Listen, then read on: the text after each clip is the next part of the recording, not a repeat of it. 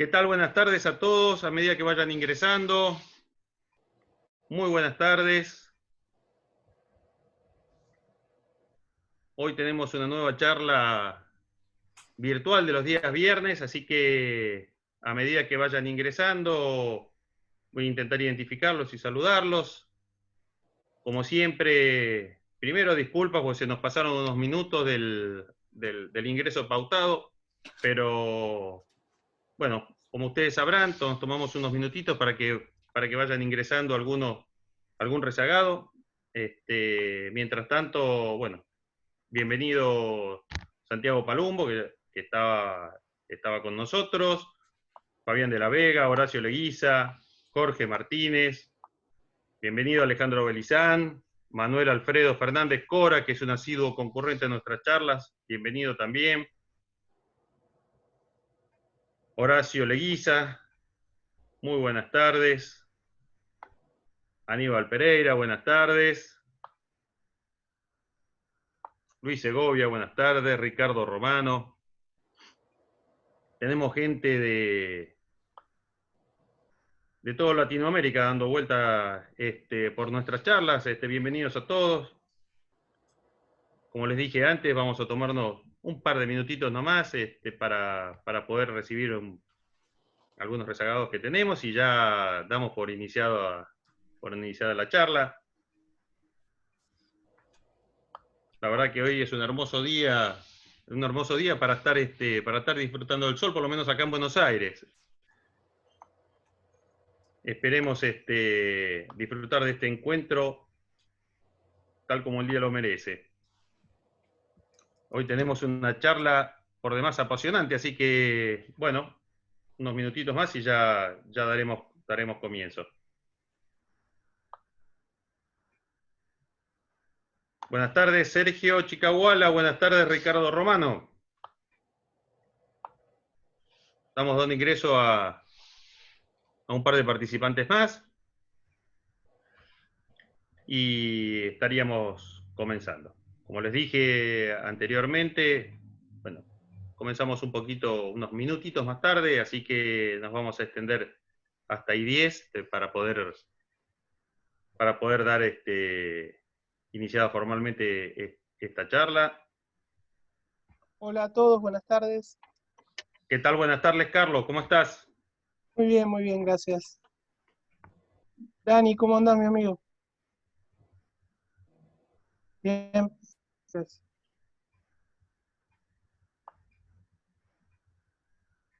Bueno.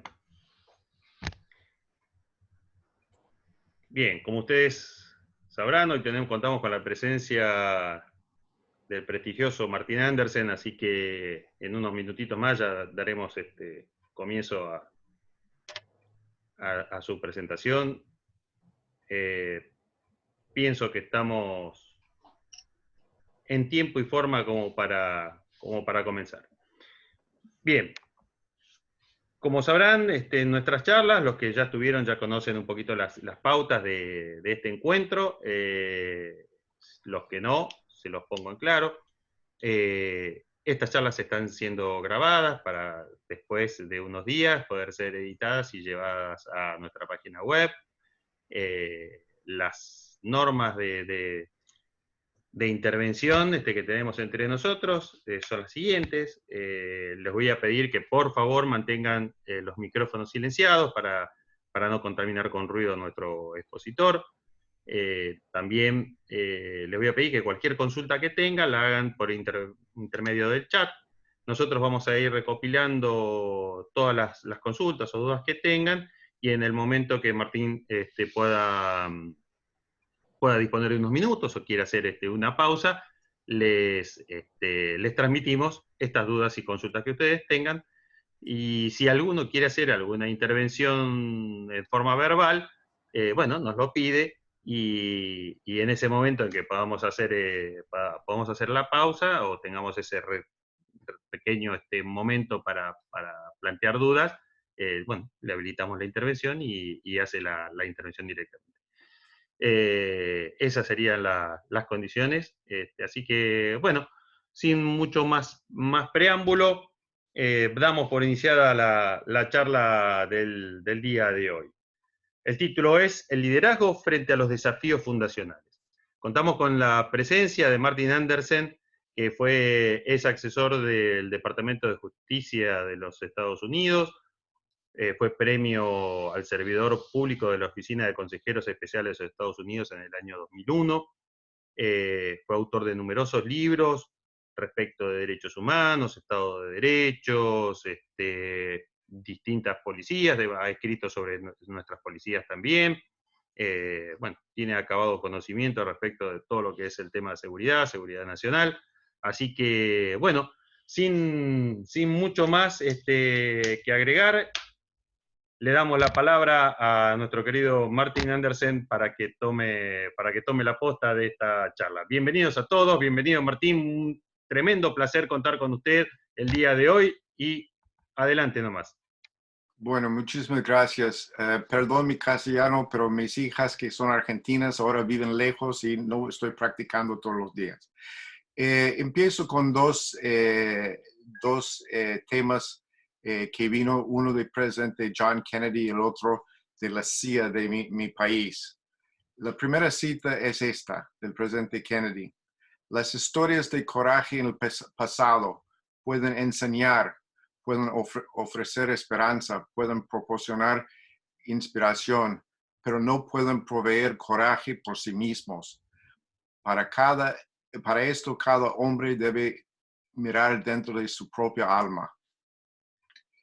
El presidente Kennedy fue reemplazado por el presidente Lyndon Johnson. Y cuando estaba en la Casa Blanca, él recibió un informe de la CIA que decía, y esto mucho antes de la denominada Guerra Sucia, los movimientos subversivos han obligado a las Fuerzas Armadas que se consideran a sí mismas las principales defensores del constitucionalismo a mantener un control estricto de las unidades de seguridad de la nación. Quisiera agradecer a todos ustedes de la asociación por el honor de poder reflexionar sobre algunas de las muchas lecciones que la historia de policía en la Argentina tiene para ofrecer al mundo, en el cual las crisis de aplicación de la ley han tomado el centro de escenario en esta tercera década del siglo XXI. Yo soy el autor de un libro sobre la historia de la policía en la Argentina. Los amigos me dicen que la policía, pasado, presente y propuestas para el futuro, que escribí en español, es mejor que otros dos libros que escribí en inglés. Nunca era seguro si fue un cumplido o una broma sobre cómo escribo en mi lengua materna. Uno de mis otros libros, Dossier Secreto, se trataba de la llamada guerra, entre comillas, sucia en su país. Ahora no voy a entrar en lo que se cubre excepto por eso. Mi experiencia al informar desde Buenos Aires en la década de los 80 fue fundamental en mi profundo y permanente aprecio para los héroes de muchos ámbitos de la vida en esos lares durante ese momento difícil. Algunos fueron víctimas, otros defensores militantes, pero no violentos del Estado de Derecho, y como resultó, un grupo clave entre ellos era la policía, incluso unos pocos militares durante ese tiempo de tortura y tormento. Se dice en mi país que el primer borrador de la historia es el periodismo. En mi trabajo como reportero en Argentina, llegué a encontrar esa información era, en el mejor de los casos, incompleta. Para conocer la historia de la Argentina, llegué a ver que gran parte del mejor material para ese borrador en su país, igual que en otros, se podía encontrar en la carpeta policial. Y cómo y por qué su riqueza provino de aquellos que en la aplicación de la ley dijeron la verdad al poder, eran los whistleblowers de su momento, a pesar de que significaba poner en riesgo aún más sus propias vidas. Esto ha llegado a ser más significado ahora que las controversias de primera plana en torno de la vigilancia policial en todo el mundo, incluso en los países más, entre comillas, desarrollados, significan que incluso en las democracias supuestamente más cómodas es posible perder de vista un resultado final: servir, proteger y defender para el bien común de todos. Tal como dicen en el fútbol, si no puedes ver la pelota, no puedes hacer el gol. Digo esto ya que las noticias de mi propio país no son buenas. Hay preguntas cada vez más serias sobre lo que podría pasar si el presidente Donald Trump rechaza un posible derrota electoral. Ayer el presidente Trump flotó el retraso de las elecciones presidenciales de noviembre, lo que no puede hacer por ley, advirtiendo que la votación por correo creará una elección fraudulenta. Hace algunos días, al preguntar retóricamente si lo que vieron nosotros los gringos fueron noticias de Irak o Portland, Oregon, Lucian Truscott, graduado de la Academia Militar de West Point, alguien que proviene de una ilustre familia militar de principios y que ha tenido una carrera de más de 50 años como periodista, escribe: tropas fuertemente armadas con atuendo de camuflaje, con cascos y chalecos tácticos que se mueven a través de una comunidad como un ejército de ocupación. Completa falta de conocimiento sobre la población civil por parte del ejército de la ocupación, cuyos miembros no son del área y están allí en una asignación temporal. No hay líneas de comunicación entre los dos lados. Los civiles a azar se agarraron de la calle y huyeron a Dios sabe dónde, sin causa probable o cargos criminales. También por estos días, mi amigo David Francis Hume, un héroe de derechos humanos cuando informó sobre la guerra sucia para el Buenos Aires Herald y que ahora vive en los Estados Unidos, fue al grano.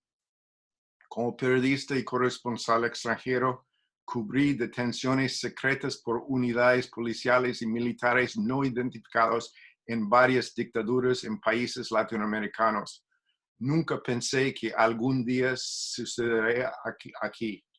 Ahora, yo no quiero ser político en esto, porque yo creo que, de hecho, la charla sobre el futuro policial debe ser ecuánime y no partidista.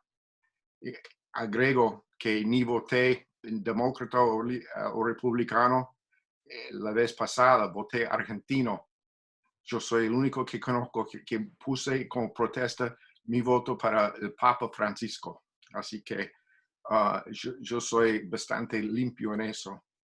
Pero espero que mi contestación a mi colega Hume ayude a explicar qué es lo que más aprendí de los desafíos argentinos, tanto en la historia como ahora. Estados Unidos en el siglo XXI corre el riesgo creciente de seguir el camino argentino en el siglo XX, un fenómeno claramente relacionado con la militarización de la aplicación de la ley. Las plutocracias tienen una forma de hacer que esto suceda. Gracias por hacer la comparación con las operaciones clandestinas de los, entre comillas, guerrilleros sucios, cuyos socios estadounidenses fueron algunos de los primeros defensores de dicha militarización a nivel nacional en los países vecinos. Tal vez reflejando un ahora resurgimiento en casa de la muy desacreditada doctrina de seguridad nacional. Un enfoque del nuevo entrenamiento del Pentágono se refiere a los manifestantes y periodistas como adversarios. Esa capacitación obligatoria que refleja una mentalidad de nosotros contra ellos, a su vez refleja actitudes que, por lo tanto, se formalizan aún más entre militares, empleados gubernamentales y contratistas, dejando al lado efectivamente claro sobre el ejercicio de la libertad de expresión de los empleados federales, consagrado en la primera enmienda de nuestra Constitución. A un buen entendedor, pocas palabras. Ante semejante enfermedad política, ¿qué hay para remediarlo? Al igual que con el coronavirus, el remedio no se depende del país, del hemisferio, el clima o la riqueza de un pueblo. Creo que mucho depende de la formación y sustento de redes transnacionales de especialistas elaborando sistemas de normas que pudiesen aplicarse de manera universal. A partir de la percepción de los activistas y o comunidades sobre problemáticas particulares, redes de intercambios entre expertos son claves. Lo que se hace falta es entender bien esa necesidad y establecer vinculaciones más estrechas para la formación de una conciencia profunda de qué hacer policial civil, orientada no solamente a la investigación criminal aplicada a la institución policial, sino abarque factores sociales, políticas y económicas más amplios.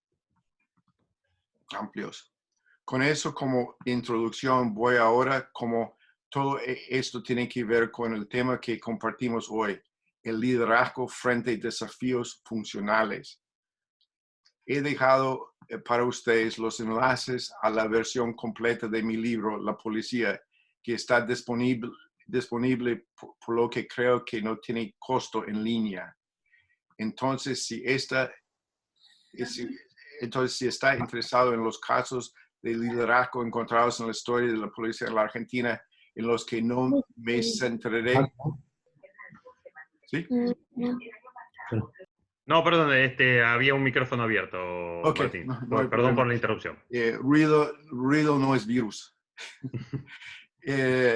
Entonces, si está interesado en casos de liderazgo encontrados en la historia de la policía en la Argentina, en los que no me centraré hoy, espero que encuentre tanto el contexto como una visión adicional para mantener la conversación. Mis selecciones biográficas de héroes policiales argentinos para hoy, desgraciadamente cuando escribí La Policía no hubo ejemplos de mujeres en posiciones importantes, están destinadas a ser catalizadores para hablar sobre algunas de las preguntas más apremiadas que se enfrentan en Argentina, en mi país y en muchos otros lugares. 3 son ejemplos civiles. Uno, que fue especialmente notable por lo que trató de hacer un general del ejército argentino. En cada uno de los casos, trataré de explicar el contexto en que exhibieron un liderazgo ejemplar, hasta qué punto tuvieron éxito en ese momento, como su ejemplo es vital hoy y cuando sea posible su universalidad. Si tenemos tiempo, intentaré terminar discutiendo la relevancia de su ejemplo para el debate en mi país, en los Estados Unidos. Empiezo con Elpidio González. El contexto. Al llegar al poder en 1916, la Unión Cívica Radical dejó de ser una fuerza insurrecta y en práctica en contra de la institución policial. Una vez en la Casa Rosada, los radicales encontraron que tenían que lidiar con una movilización social mucho antes de que las robustecidas instituciones políticas recién acuñadas pudieran legitimarse. Sin una política social definida, de hecho, la policía seguía rigiéndose por las mismas pautas del régimen oligárquico anterior, durante el cual sus metas y blancos principales eran la política y las protestas, y no el control de la actividad delictiva en la calle. Por la falta de una política radical coherente frente a los sindicatos, al principio la policía pasó simplemente ser una fuerza de contención. Entre 1918 y 1921, la policía estaba dirigida por Elpidio González, designado por su amigo personal, el presidente Irigoyen. Su estadía incluía el periodo de represión de la Semana Trágica de 1919, el desafío más grande para las fuerzas de seguridad en el primer gobierno de Irigoyen. Una de las lecciones principales es que mostró lo que se podía esperar de una policía desconforme con la falta de remuneración adecuada y carente de medios en una situación que se caracterizaba como preinsurreccional. La vieja estrategia de emplear las Fuerzas Armadas en conflictos de seguridad interna, donde la policía mal pagada y desmoralizada parecía desbordada, dejó un saldo negativo para las dos instituciones en relación de la cantidad de hombres perdidos y las oportunidades malogradas. La participación de González en este suceso como jefe policial ha sido parte del debate histórico latente, con un fuerte cuestionamiento de la historiografía anarquista y de izquierda.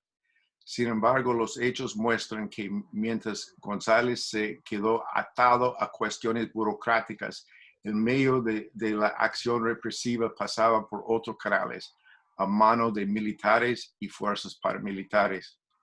Más allá de su efímera presencia como jefe policial durante la Semana Trágica, críticos de González apuntaron también a un cierto acomodamiento al gobierno de Mussolini en la dura campaña contra los anarquistas italianos residentes en la Argentina y una política no constante frente al golpe del año 30.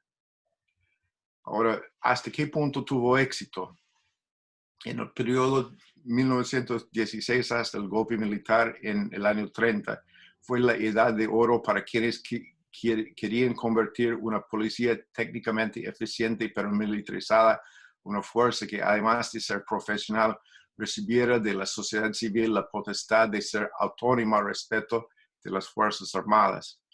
Los reformadores policiales del periodo en que gobernó el radicalismo compartían en líneas generales la idea de que el policía tenía que ser moderno, democrático y responder al mando civil.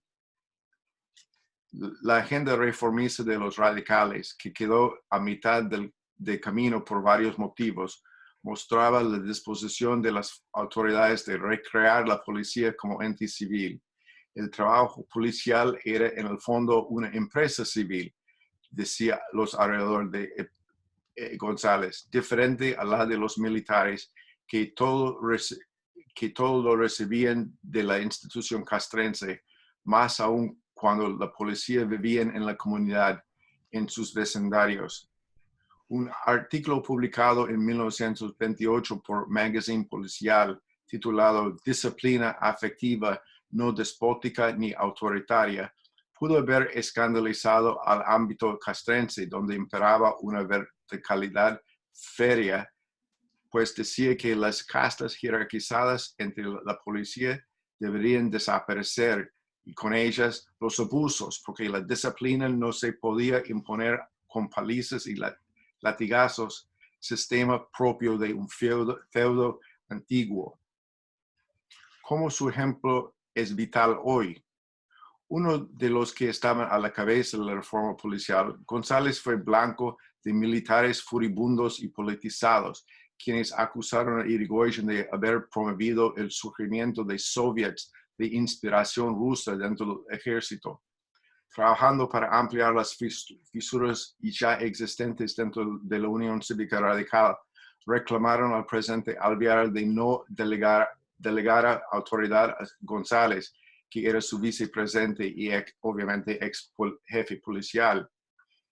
Después del golpe del año 30, González se mantuvo en la vida política esporádicamente. Su vocación como servidor público lo había sumido a la pobreza, teniendo que ganarse la vida como vendedor ambulante en las calles de Buenos Aires. Se alojó con sus improvisados vecinos en un hotel de inmigrantes. El 6 de octubre de 1938 presentó en el Congreso un proyecto para otorgarle una jubilación especial a un hombre que había entregado mucho a su país. Lo realmente asombroso fue la reacción cortés de González, que rechazó el beneficio con un argumento de que mientras tuviera dos manos para trabajar, no necesitaba limosnas. Su austeridad republicana contrastaba con los gobiernos militares y cívico-militares de aquellos tiempos. El segundo ejemplo que elegí fue lo de Julio Alzogaray. El contexto es eso. Cuando su padre se enteró de qué profesión fue elegido por el futuro comisario inspector Julio Lázaro Alzogaray, no era la de militar, tradición en la familia, sino de la policía. Disgustado, se quejó amargamente que la profesión elegida era una afrenta al apellido que llevaba.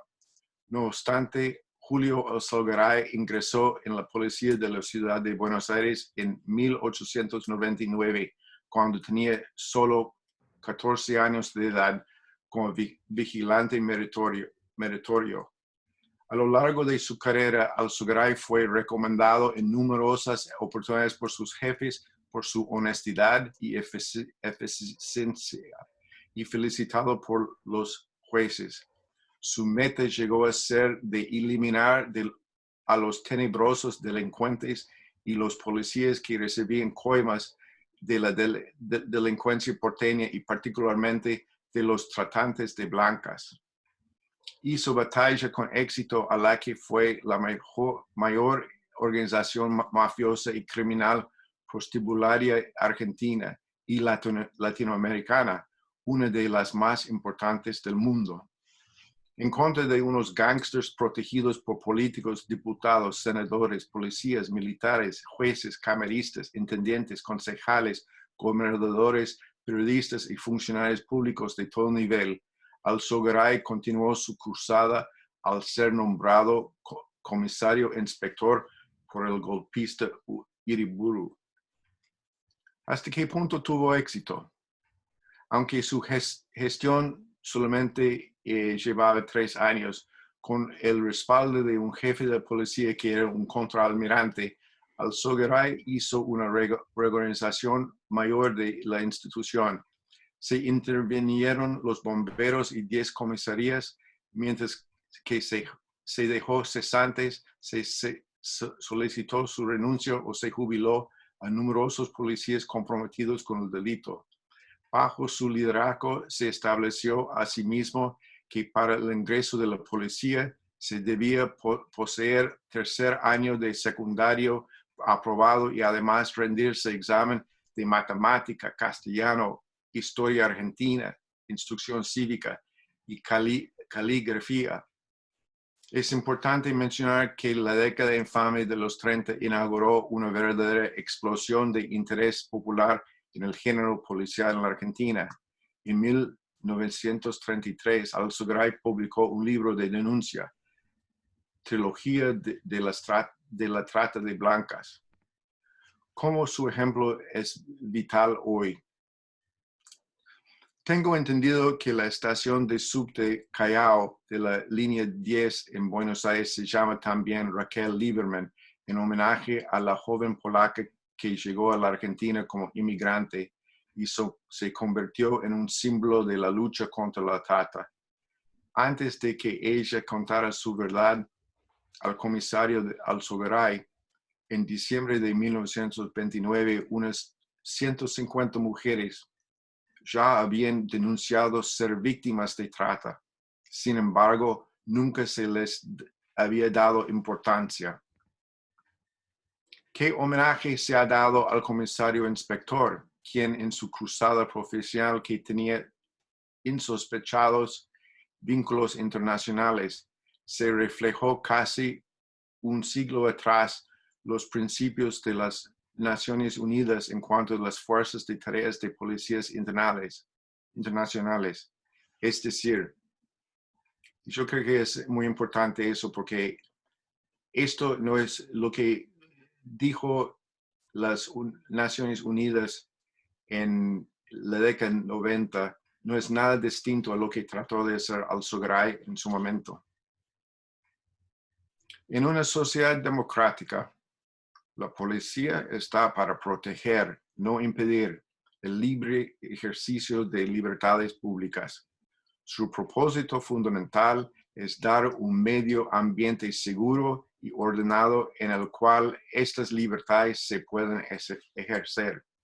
Una fuerza policial demócrata no se preocupa por las creencias o las amistades de la gente, ni sus movimientos o su conformidad a la ideología del Estado. Ni siquiera tiene como preocupación principal la aplicación de regulaciones o regímenes burocráticas. En cambio, una fuerza policial dentro de la democracia se preocupa estrictamente por la preservación de comunidades seguras y la aplicación igualitaria a todo el pueblo de la ley penal sin temor ni favor. Mi tercer ejemplo es lo del militar Arturo Corbetta. El contexto es esto. En este momento no quiero entrar en la división histórica de la sociedad argentina representada por la elección del general Perón a la presidencia, aparte de señalar que en lo que se vio como una visión de clase y raza, la policía se puso del lado de la abrumadora mayoría. Con presidente Perón, las mejoras en técnicas policiales legítimas en un ambiente claramente pro policía civil se adelantaron, la tortura como instrumento político también. A principios del 1952 se detectó y aplastó un complot golpista. Uno de sus miembros era amigo del futuro presidente militar general Alejandro Lanusse. El joven oficial se llamaba Arturo Amador Corbetta y fue uno de los enviados a Rawson como detenido. Tras la muerte de Evo Perón, los guardias de la prisión exigieron a los detenidos que formaron una fila en el patio de la prisión para rendirle homenaje. Corbetta se negó a hacerlo. Como castigo, se vio obligado a compartir una celda con 4 delincuentes comunes peligrosos que lo violaron. Tras el derrocamiento del presidente Perón, Corbetta regresó a Rawson y, según los informes, los mató.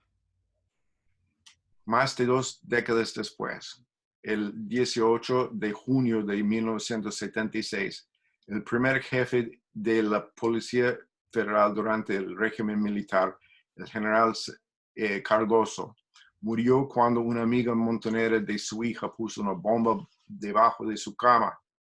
Su reemplazo fue otro general, Arturo Corbetta.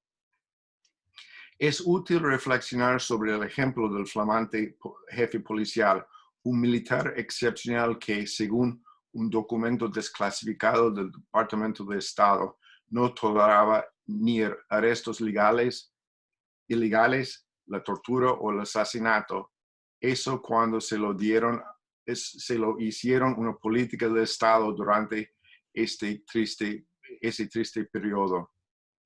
Un cable firmado por el entonces embajador de mi país, Robert Hill, informó a Washington el 7 de julio de 1976, o sea, apenas 3 semanas después de la muerte de Cardoso, el día que anterior el Ministerio de Interior había anunciado la dimisión de Corbetta. Corbetta, remarcó el conservador republicano Hill, se chocó casi de inmediato después de su nombramiento cuando subrayó a sus subordinados que, aunque tenía una intención de luchar contra la subversión con todos los medios, esperaba de la policía que usaran solamente métodos legales y éticos. Corbetta, me dijo después el corresponsal del New York Times en aquel entonces, Juan de Onís, era lejos el más intelectual, el más inteligente, y tenía la visión más amplia del problema. Él pensó que su cometido era entrar allí y limpiarlo, borrar los sectores lópez-reguistas y de Alberto Villar, que todavía se mantenían en sus puestos. El compromiso con la ley fue resumido de Corbetta al decir que la ética de la conducta es el elemento esencial. La ética como contenido y la legalidad como expresión externa y único elemento válido de la convivencia. El eje moral de la nación pasa inapelablemente por la institución policial. El eje moral de la institución pasa por la nación pasa por la institución policial. Bueno, ¿hasta qué punto tuvo éxito? Yo sigo con lo que reportaron en el Departamento de Estado en ese momento.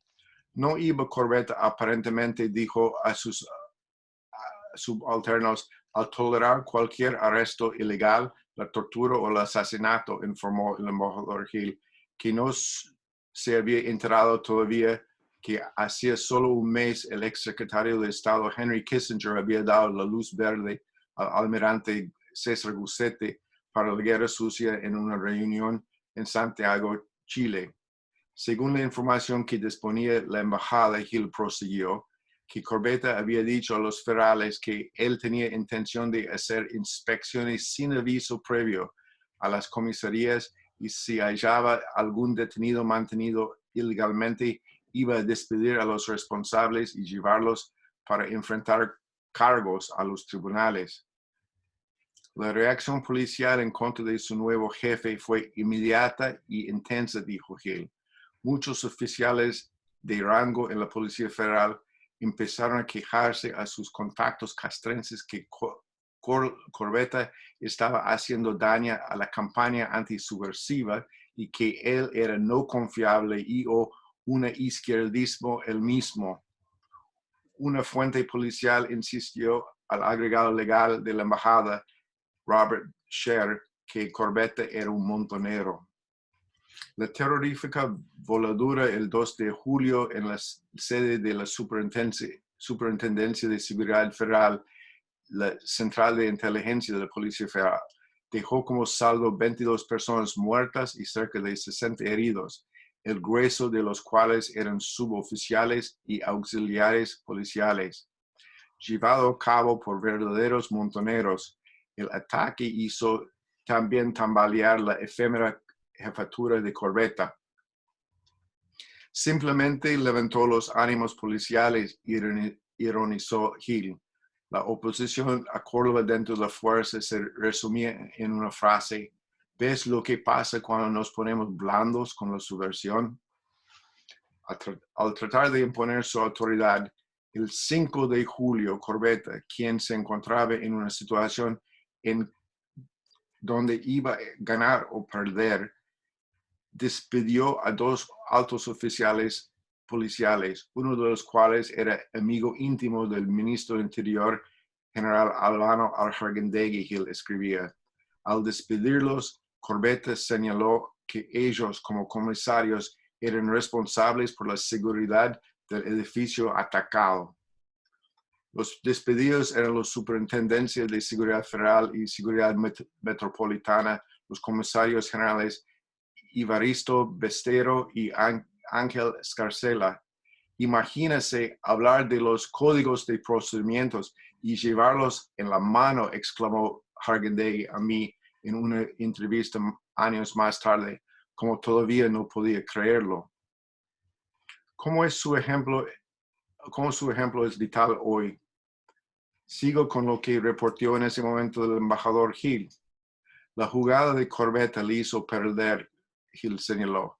La resistencia policial a él fue demasiado grande y el apoyo que recibió de parte del Ministerio del Interior y tal vez más alto fue insuficiente, por lo menos. A cara de una situación casi revoltosa en la Policía Federal, Jargendegui pidió la renuncia de Corbetta.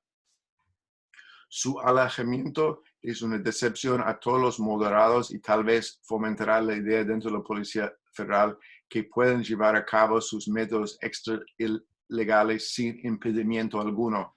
Tal vez tengan razón.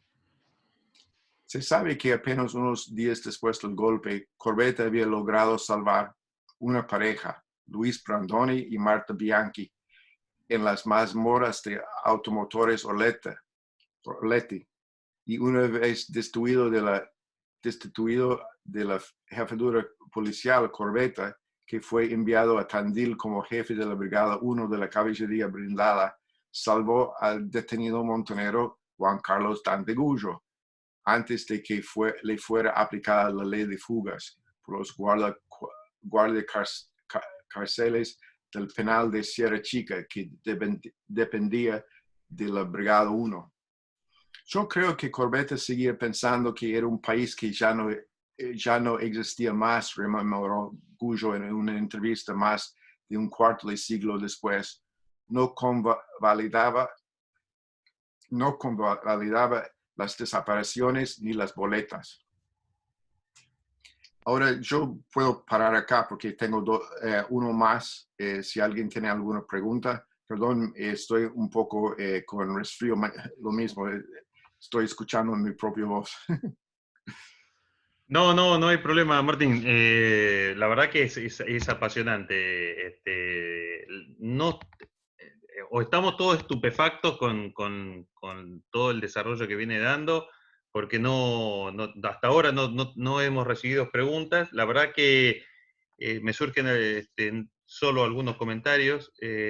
La verdad que ha traído nombres que en nuestros estudios y en digamos, en nuestra forma de ir viendo la historia, no lo hemos tenido muy presentes. También acá, por lo menos en Argentina, tenemos una cuestión con ciertos nombres que a veces parecería que no se pueden pronunciar, entonces eso impide rescatar lo bueno que han hecho.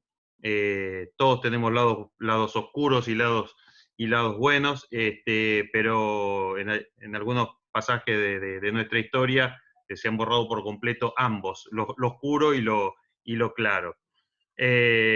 Ahora, bueno, nada, esto era a modo de reflexión, tengo bastante más, están empezando a aparecer las preguntas. Antes de darle participación a nuestros asistentes, Daniel me había pedido, por favor, decir algo. Daniel, por favor, adelante. Muchas gracias, Fabián. Muchas gracias, Martín, por la exposición, realmente excelente.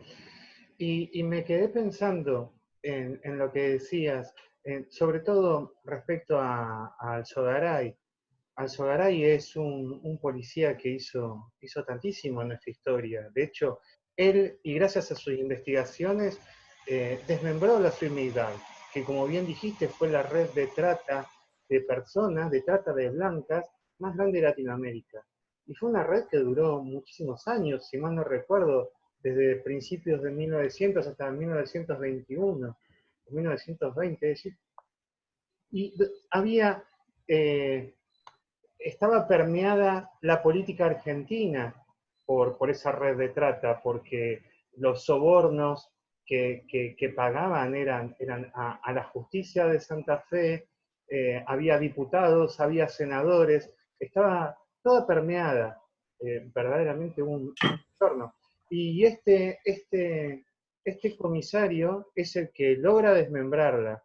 Y paradójicamente, sí, es decir, no nos sorprende que no haya hecho una carrera profesional tal como le es debido, ¿no? Como un verdadero héroe, que se puso en contra a la política y fue contra el poder duro, contra el poder real, y logró desmembrarla a esta organización internacional de trata de personas. Eso no me sorprende. Lo que sí me sorprende es que en el año 2020 esa figura, la figura de Alzogaray, no se haya puesto en su debido lugar en la historia policial argentina, que verdaderamente no sea estudiado como corresponde y que no sea un modelo, un ejemplo a seguir, claramente. También en virtud de lo que dice Fabián, calculo que esa injusticia de la historia debe tener que ver por su descendencia, la descendencia de ese fabuloso policía, fantástico policía, bueno, tuvo una participación bastante triste en la historia política argentina. Lo que no termina, sigue siendo una injusticia, pues él tuvo un desarrollo que fue verdaderamente excepcional y que es importante resaltarlo y tomarlo como ejemplo. Son las contradicciones que tenemos en Argentina, esas contradicciones que nos impiden ver la totalidad del espectro. Y es una lástima y es un buen momento de empezar a deconstruirlo. Justo me sonó el teléfono y la perra pido disculpas. Pero verdaderamente, nada, muchísimas gracias. Yo realmente, Martín, es la primera vez que escucho hablar de una conferencia de estas personas y de Alzogaray. Yo Alzogaray lo conozco por haber leído y estudiado un poco el tema de la trata en Argentina, sobre todo la Submigdal, esa organización que fue una verdadera aberración y que hoy con otra magnitud sigue vigente, porque sigue vigente, con otra magnitud, no tan orquestado, no tan, tal vez, no tan centralizado, tal vez más atomizado, pero sí que siguen habiendo redes de trata y sí siguen estando tan vinculadas con la policía, con la justicia y con el poder político. Por eso son temas que no se hablan en Argentina, como por ejemplo la legalización de la prostitución en Argentina o dar una solución a ese tema. Son temas que son tabú y que no se los aborda. Y yo creo en realidad que no se los aborda justamente por eso, porque es eliminar el negocio que representa para toda esa zona oscura, que es la que facilita que se lleven a cabo. Por eso es solo una opinión personal. Bueno. Sí, bueno, es un problema en Estados Unidos también porque nosotros hemos tenido la suerte de casi la totalidad de nuestros policías son policías locales o, como dicen, estatales del estado de Maryland o del estado de Colorado.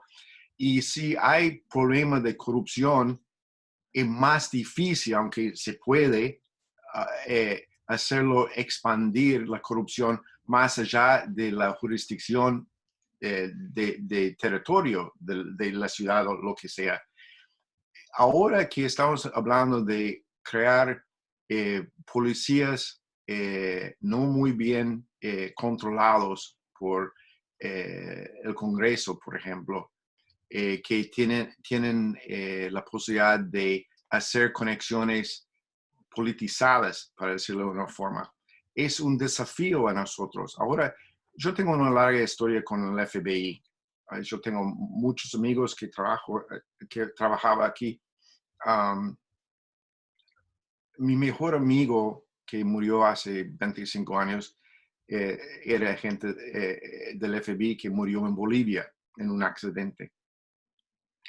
Pero el FBI está muy limitado en cuanto de su jurisdicción.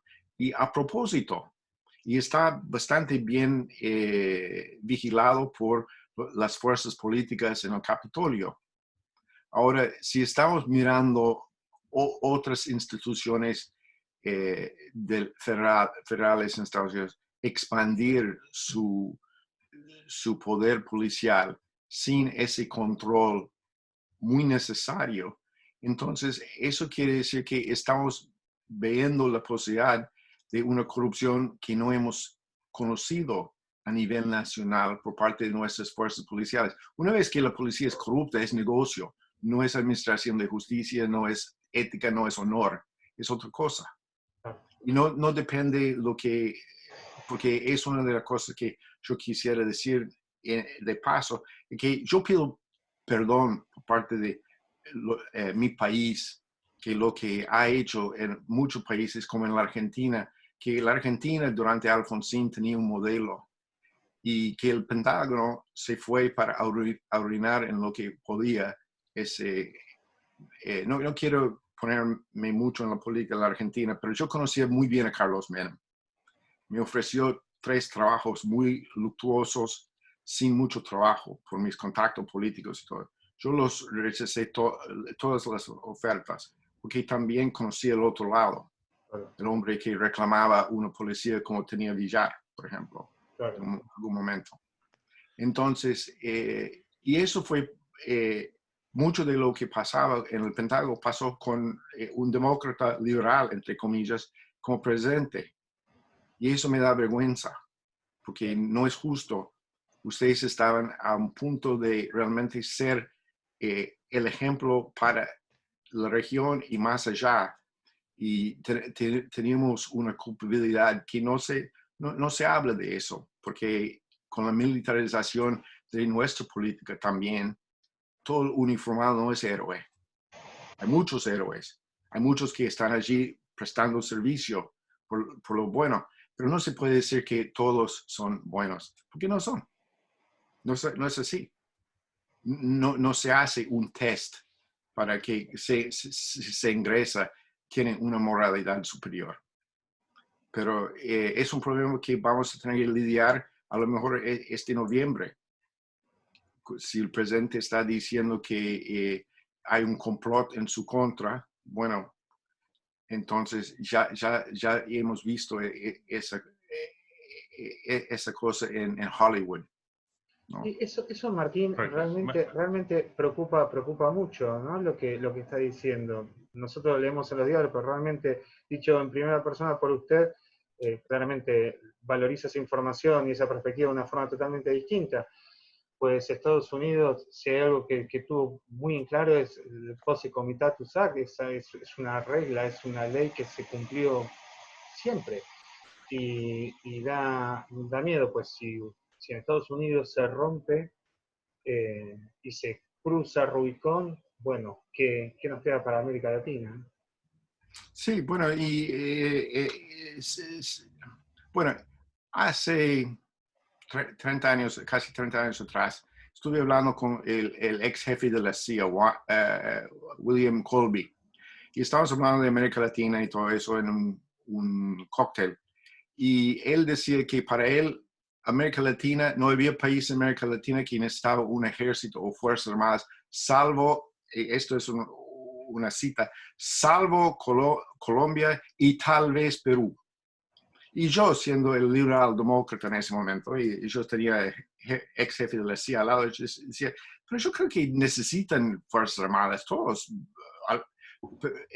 Ahora tienen que hacer las fuerzas armadas más chicas, tienen que tener un control más. Y él decía, no, se podía hacer, y después él empezaba a hablar de fuerzas como la gendarmería en otros países, no en la Argentina, pero sí, con una gendarmería muy bien pagada y profesionalizada, se puede controlar todo.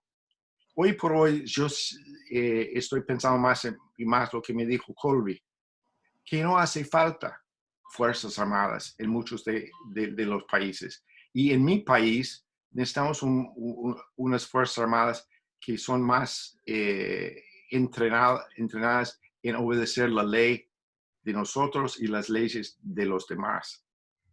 Porque si no, tenemos otro rol que no es lo pristino que están tratando de siempre vender públicamente. Es mi opinión, Martín. pero yo he trabajado más de 5 años para el Pentágono y yo les veía de cerca. Y hay muy buenos, y yo tengo amigos, yo conozco héroes de verdad, pero también había gente que participaba o anhelaba participar en las guerras en América Central de la década 80 que eran ilegales. Y que la historia de eso todavía no se conoce totalmente. Bueno, ¿sigo con lo de Juan Pierre o alguien tiene alguna pregunta? Sí, Martín, aparecieron unas cuantas preguntas, así que si nos dispensa un cachito de su tiempo, les paso un poquitito cuáles son las consultas. Es que tengo 5 personas que quieren hacer alguna intervención.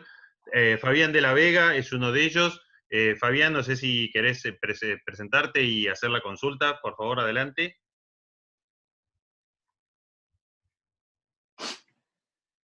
Fabián.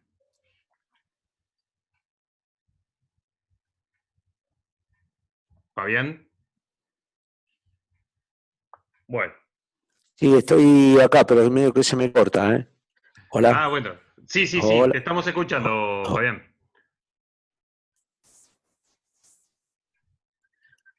Fabián. Hola.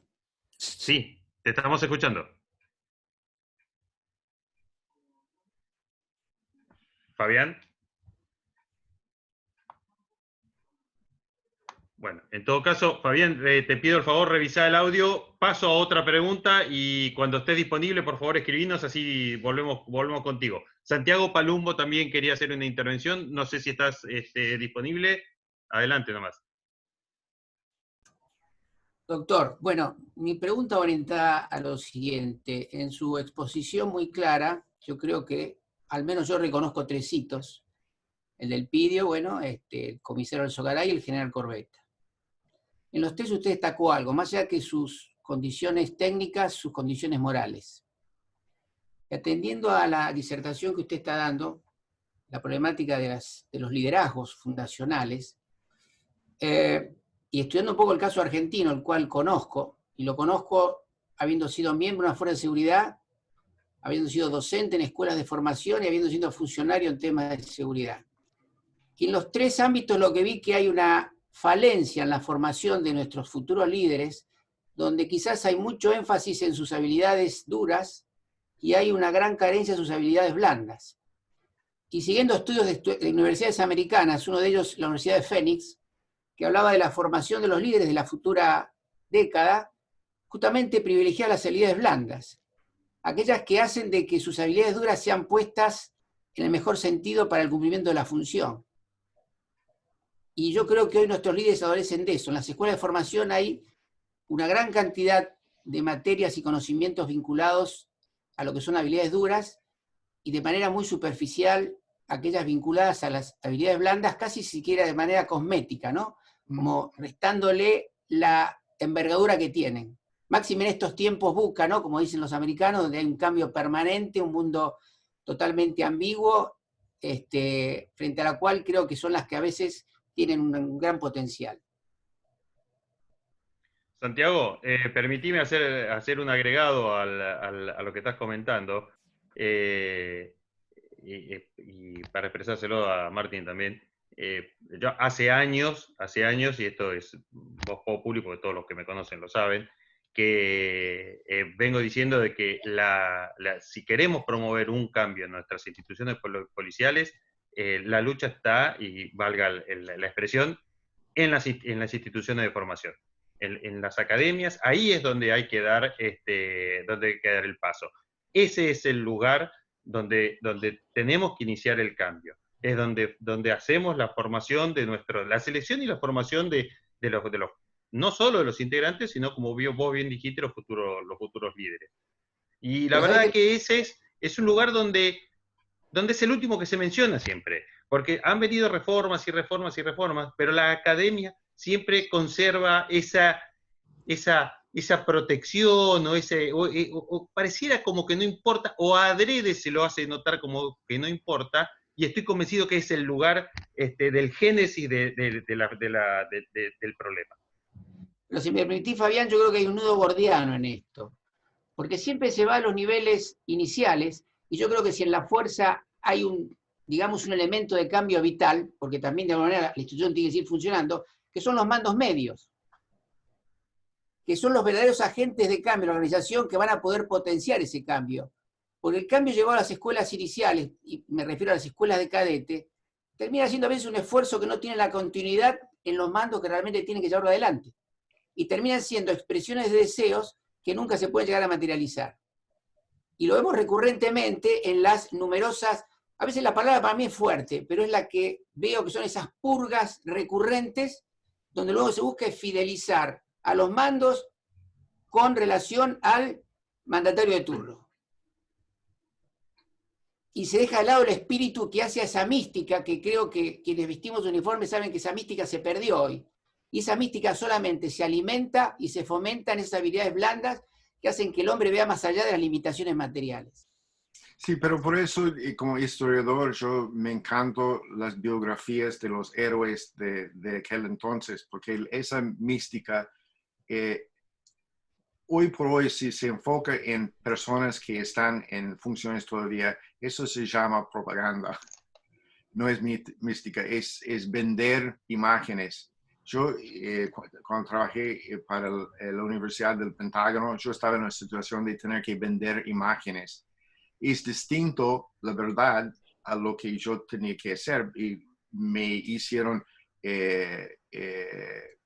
saber que si no estaba listo para hacer propaganda, entonces mejor busco otro lugar. la mística para mí es justamente, como demócrata, digamos, entre comillas, liberal, yo siempre dice, yo soy Robert F. Kennedy, Democrat. Porque si yo me meto en los líos de ahora, entonces la gente escucha lo que quieren hacer. Y yo quiero hablar de temas que son actuales, pero tienen fundamentos de principios. Y yo creo que es una de las cosas más importantes en mi país, también con la policía y con los militares, es que dan un ejemplo de historias reales que son, que nos guían con los problemas de hoy. Hoy por hoy estamos escuchando más cuentos de heroísmo de gente negra, gente hispana, gente indígena en nuestras Fuerzas Armadas, por ejemplo. Y eso es buenísimo porque expande la posibilidad que esa mística nos ayuda con el reclutamiento de jóvenes, pensando que sí, yo puedo relacionarme de lo que estoy escuchando, con lo que estoy escuchando. Eso es al lado positivo, no quiero parecer con un tipo totalmente negativo, pero tenemos que hacer mucho más de eso.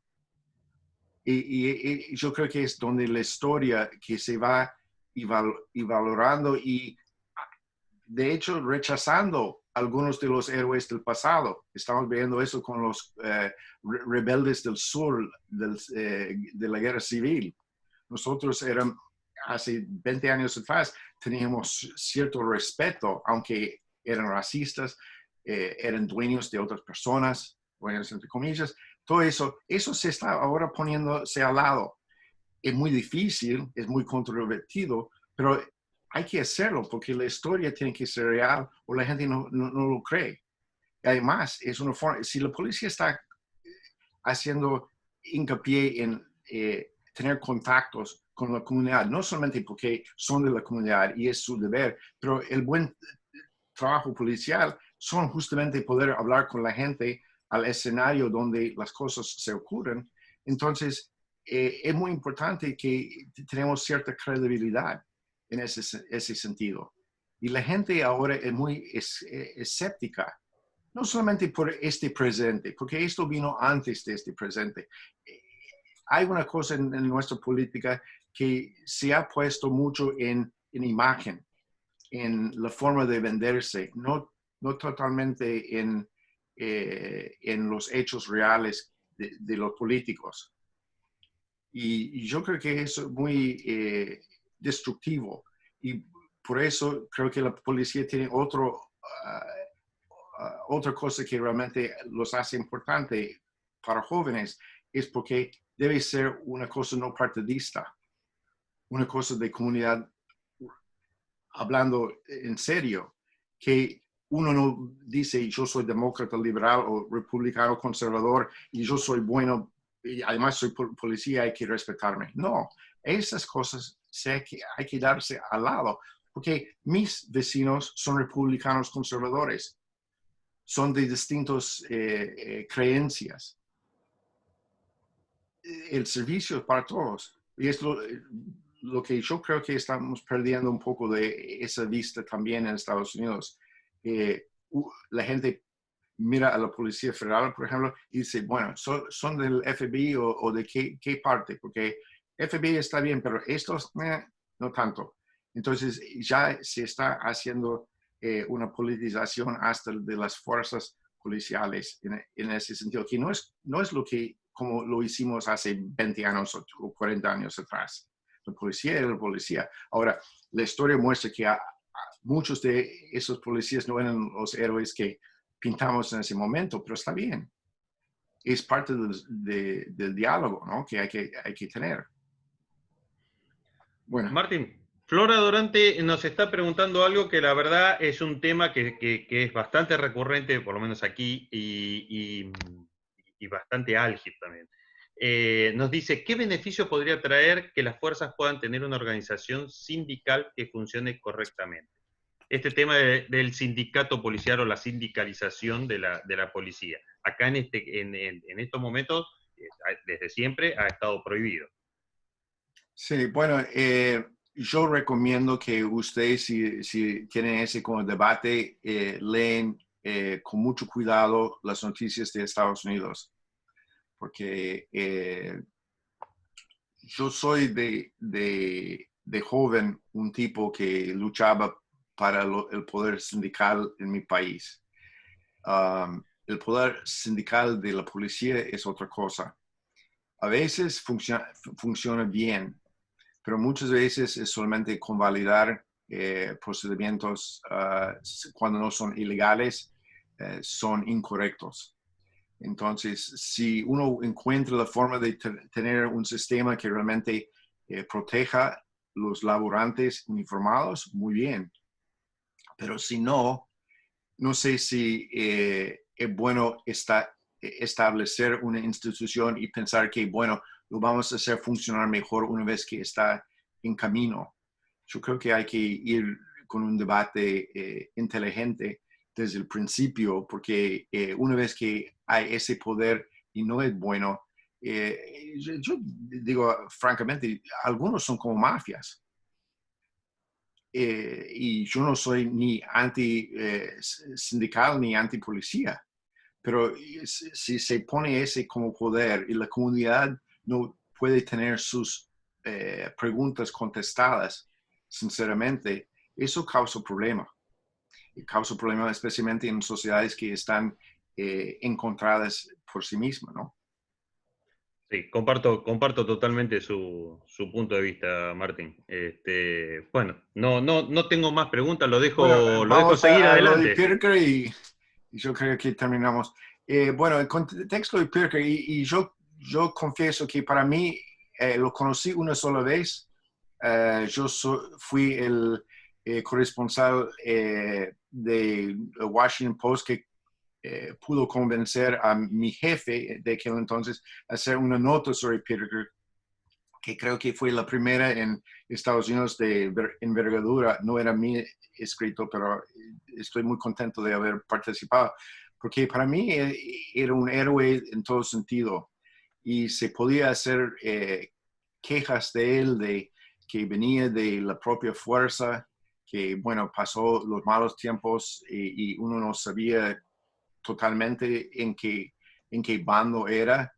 Yo creo que era en el bando profesional en lo que podría ser, porque hay muchos que estaban obedeciendo órdenes, si no pasaron por tribunales, no hay que ir achacando cosas que a lo mejor existía o no existía, es una acusación nada más. Pero una vez que él llegó a la policía, era revolucionario en el buen sentido, a mi juicio. Con algunas excepciones, como se puede ver en los tres ejemplos que hemos mencionado, los jefes de la Policía Federal, en su mayoría bajo el control de los militares, habían permanecido más preocupados por servir a sus amos políticos que por reforzar institucionalmente tanto la organización como el imperio de la ley. Ese desafío institucional fue el mejor y más efectivo cuando Juan Pirker se convirtió en jefe de policía.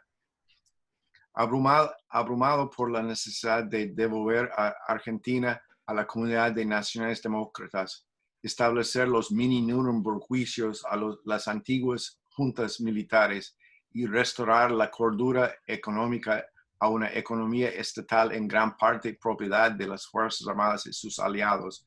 El gobierno del presidente Alfonsín inicialmente puso reforma policial real en segundo plano. Como personalmente descubrí mientras que trabajaba en el Departamento de Defensa de mi país, dejar una institución con muchos cómplices en la cima protegiendo a los culpables de ilegalidad no significaba el fin de la impunidad. Bajo el presidente Alfonsín, el catalizador para una reforma real se produjo cuando se descubrió que agentes de la Policía Federal estaban involucrados en casos de secuestro de alto perfil. Además, solo cuando la sociedad comprende bien cómo el número de oficiales asesinados en el cumplimiento del deber fue realmente alarmante, que es un factor más de la ola de depresión con el que la policía tiene que lidiar todos los días. Puede haber más comprensión para una institución donde el apoyo social esencial para el desempeño policial saludable se hizo añicos. ¿Hasta qué punto tuvo éxito Pirker? Lo que necesitaba era la refundación de la Policía Federal, por aquel entonces un nido de maleantes y escuadrones de la muerte. Con una carrera centrada en cuestiones de personal, Pirker puso a especialistas en contrainsurgencia para trabajar en la lucha contra los narcotraficantes. Creó una comisión para reescribir el código legal que era vago de delitos menores de la policía. Puso funcionarios judiciales en todos los recintos policiales, fortaleció la disciplina y como Alzogaray antes que él, tomó medidas energéticas contra la corrupción grande y pequeña, violencia y abuso policial. Incluso profesionalizó, trató de profesionalizar la recolección de inteligencia, que es muy importante. Inteligencia policial es una cosa no de un estado policial, sino de un estado demócrata, si está hecho bajo del imperio de la ley. Muy importante porque los hechos cuentan sus propias historias. En cuanto de los que se llama gatillo fácil, los casos bajaron sensiblemente. Desafortunadamente, en el momento en que Pirker estaba emprendiendo una verdadera revolución en la policía civil, muchos en el gobierno de Alfonsín no apreciaban el legado que estaba creando. ¿Cómo su ejemplo es vital hoy? Pirker era la personificación de liderazgo y responsabilidad policial, pero la institucionalización se requiere que la gente se involucre con su policía, tanto para ejercer presión para la reforma necesaria como para dar apoyo cuando se están haciendo las cosas bien. Nadie viene del planeta perfecto, ni los políticos, ni la policía, ni la sociedad en su conjunto. Lo que Pirker hizo y cómo lo hizo, se lo informó a la embajada. Yo estoy diciendo siempre que su muerte en 1989, en un momento crítico para el gobierno de Alfonsín, fue sospechosa, por decirlo menos. Yo creo que Estados Unidos, y estoy por hacer una nota sobre lo de la AMIA, lo de América Central y lo que pasó con Pirker, donde yo sé que hay más información que han permitido salir oficialmente. Tengo que tener mucho cuidado porque no voy a revelar información clasificada sin criterio, pero es muy importante saber que es la cosa más de cuestionar por qué esas tres cosas. Todavía hay muchas preguntas que no fueron nunca contestadas. Y hasta esa desclasificación sobre la guerra sucia que hicieron el año pasado era muy seleccionada, en una forma de decir.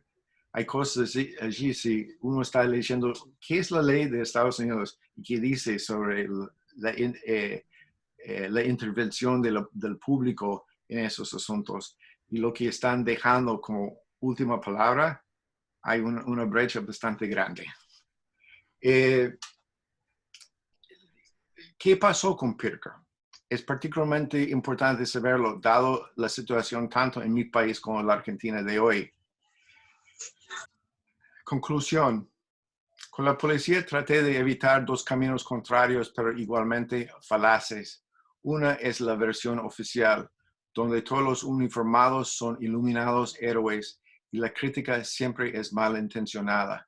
Por el otro lado, los contestatarios, los que buscan rédito económico, político o profesional en premisas, entre comillas, que evitan a sabiendas importantes cuestiones institucionales y profesionales.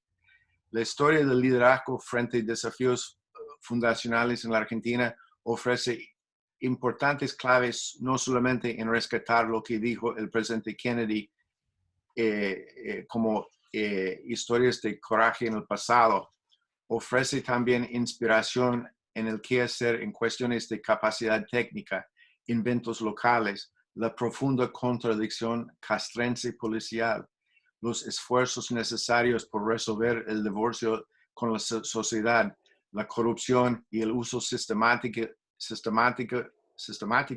de los apremios ilegales en la lucha contra de hoy, que sea la delincuencia, las mafias o la agresión del Estado por anarquistas, bandoleros románticos, ultraderechistas, sociales, comunistas, radicales, peronistas o subversivos, otros subversivos del día. Ningún país es una isla, somos la policía. Los desafíos nos unen a todos. El silencio es complicidad. Gracias. No, gracias Martín a usted por esta deliciosa charla. Entiendo de que hasta acá es todo lo que tenemos, ¿es así? Sí, sí. Bueno, la verdad que, bueno, muchos de nosotros, como habrá visto, nos hemos quedado perplejos con las posturas y las exposiciones sobre estas personas, que ya lo dijimos anteriormente. La verdad que uno a veces, si no le recuerdan las cosas o no le hacen notar algunos detalles, no los tiene en cuenta. La historia nos pasa por encima y a veces olvidamos rescatar esas perlitas, y alguien no hace como usted ese aporte de ponerle un foco y resaltar algunos temas como para poder estudiarlos un poquito más en profundidad, más en nosotros que nos dedicamos al tema de la seguridad. Ahí Daniel está pidiendo una intervención, lo dejo a él. Dani, Muchas gracias, Fabián. Martín, me quedé pensando en la pregunta que le hizo Florencia a Dorante y la respuesta que dio. Y en torno a la sindicalización policial y las contras que tiene. Y por ejemplo, esto está claro que sí que pasa en Estados Unidos, y no solo en Estados Unidos, pues también en Argentina hubieron algunos sindicatos incipientes que no fueron reconocidos, pero que operaron como tal, por ejemplo en la provincia de Santa Fe, otro en la provincia de Buenos Aires, en la provincia del Chubut. El más importante fue el de la provincia de Santa Fe. Y también se dio lo que ocurre en Estados Unidos, que se convierte en una corporación que lo que hacen es defender a rajatabla cualquier accionar que tengan sus miembros. Es decir, trabajan como un bloque y verdaderamente defienden e intentan legitimar excesos en el uso de la fuerza, violaciones en torno a los correctos procedimientos. Pero, por ejemplo, veo sindicatos que hay en Italia, policiales, o sindicatos que hay en España, que son los que más conozco, y noto que hay distintos tipos de sindicatos, ¿no es cierto? Depende de cada fuerza, pero hay sindicatos que funcionan como uno esperaría que funcionen, que es sencillamente para defender los derechos de los trabajadores policías. Y creo que desde esa perspectiva y desde el plano del ideal, es positivo que el policía se sienta un trabajador y se reconozca como trabajador, ¿no? Que tenga la lógica de pensamiento del policía local, como tienen ustedes, como hay en Europa. Aquí en Argentina no es policía local, es el otro modelo policial, el continental europeo, y bueno, tiene las deficiencias que conocemos. Entonces, me pregunto, tal vez no será que justamente, no sé cómo es en Estados Unidos, pero en Argentina está prohibida la participación política o la militancia política por parte de los policías. Es decir, el hecho, para tratar de ser un poco más claro, ¿no se dará esta situación, esta deformación de la actividad sindical, por llamarlo de alguna forma, o estas respuestas no deseadas, justamente porque los policías no se sienten parte de la sociedad, se encuentran demasiado distanciados. Ahora, no se sienten trabajadores igual que un enfermero, igual que un médico, igual que un farmacéutico, igual que un maestro. ¿No será ese en realidad el problema, que está tan distanciado de la sociedad que se comportan como un colectivo cerrado? Entonces esa Sí, es un gran desafío. Uno de los problemas en mi país, y creo que en muchos otros países también, es la transacción, ¿no? Que todo lo que uno hace, uno espera que va a haber respuesta favorable por otra parte. Entonces yo voy a hacerle un favor, pero usted me haga un favor de vuelta, ¿no? Las sociedades democráticas son una competencia entre intereses, y esos intereses se explayan a través de los políticos y el voto. Pero al final nada es perfecto. Y hay el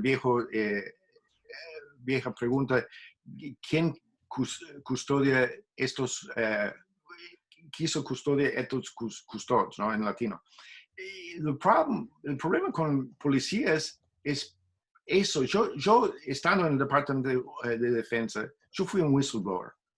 Y yo me fui justamente a los de Inspector General, Inspector General, que supuestamente iban a valer por la honestidad y la puridad del proceso. Y eran unas ratas. Entonces, y salvo que los políticos realmente se ponen mano en eso para controlarlo en el buen sentido, no en el mal sentido, porque no todos los políticos son buenos, pero hay que ir creando una idea que hay que hacer algo. Yo sé que uno de los principales en la Inspectoría General es un tipo que la prensa lo ama y siempre lo trata de un héroe o ahora un mártir por Trump. Yo lo conozco 2 veces. Una vez en el Departamento de Justicia, donde era inspector general, y ahora que era el inspector general en el Departamento de Defensa. No es un tipo honesto. Entonces, ¿qué hago como persona? Bueno, estoy bastante hartado, porque yo creo en lo que dijo George Washington sobre tortura, no lo que me cuenta algún burócrata que realmente parece no tiene moralidad. Y es un problema. Bueno, yo soy uno más, ¿no? Porque hay muchos en la misma condición. Algunos se quedan en silencio. Yo creo que silencio es complicidad. Entonces, salvo que la gente empieza a hacer cosas, realmente moverse, los malos ganan. Los malos ganan. Yo amo el trabajo policial. Una de las cosas que, siendo whistleblower en el Departamento de Justicia, que yo perdí, es que yo tenía muchas ideas que yo quería hacer dentro del Departamento de Justicia que hoy por hoy hubiera haber hecho alguna diferencia. Entonces yo me quedé luchando para cosas mías que eran de principio, pero al final eran mías, en vez de poder ponerme en orden para hacer la pelea de las ideas. Después del 11 de septiembre también, yo había publicado este libro. Yo quería hacer uno sobre México de la misma forma. Yo creo que eso hubiera sido en aquel entonces una ayuda para que la gente entendía bien, porque yo no soy antipolicía ni pro policía corrupto. Yo soy historiador. Yo creo que hace falta todavía, estoy esperando, estoy leyendo las revistas y todo eso, que alguien sale con un libro como la policía, pero para el México. Y cuando yo conozco gente que en mi país, que son oficiales importantes en el debate de la corrupción policial en México, que también no tienen las manos limpias, entonces, ¿quién somos nosotros para contestar en la forma que contestamos sin respeto y sin conocimiento? Porque si uno no estudia, entonces uno es opinión más, no vale. Bueno, me pregunto, no soy santo, no estoy haciendo un speech, ¿no? Pero esas cosas me molestan mucho porque estamos frente de algunas cosas súper importantes como el medio ambiente y cuestiones raciales en mi país. Y yo soy militante para los derechos de los indígenas desde yo era un chico. Y todo eso se queda al lado porque tenemos que pelear sobre esas cosas de forma que son funcionales también, porque forma es funcional, ¿no? Así es. Clarísimo, muchas gracias. Bueno, y perdón, Bueno, sí, Martín. mi castellano no está como antes. Antes hablaba mucho mejor. No, bueno, Martín, si antes hablaba mejor que esto, entonces serías un criollo más, un argentino más. La verdad que tu castellano es perfecto, te hemos entendido todo, no hemos tenido ningún tipo de problema. La verdad que no, para nada, al contrario, es un castellano bien. Puede pulirse, pero tranquilo, porque aquí te entienden todos sin inconveniente. Bueno, yo voy ahora a preparar papas a caballo y ya está.